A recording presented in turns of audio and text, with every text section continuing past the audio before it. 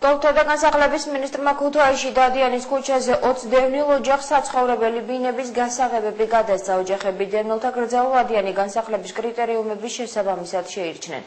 შენობას სარეაბილიტაციო სამუშაოებს dolta და განსახლების სამინისტროს USAID-სა და მუნიციპალური განვითარების ფონდის ერთობლივი პროექტის ფარგლებში ჩაუტარდა.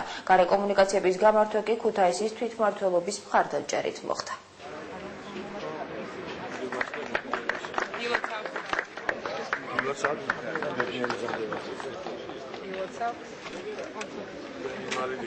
$991 მსურველი იყო და 26-ის დაკმაყოფილება პრობლემის გავაცვლას არ ნიშნავს, მაგრამ მე გამოვაცხადე საზეიმო მისალმების დროს და კიდევ გავიმეორებ, რომ 3 ობიექტი უკვე მოქმედია ქუთაისში, სულ მალე კიდევ 2 დაიწყება, ჩვენ მალე დავიწყებთ ახალშენებლობას ასევე ქალაქ ქუთაისში და ეს 900 ოჯახი შესაძლებელია, რომელიც მიმდინარე წლის ბოლომდე და მომავალი წლის განმავლობაში ჩვენ სრულად დავაკმაყოფილოთ.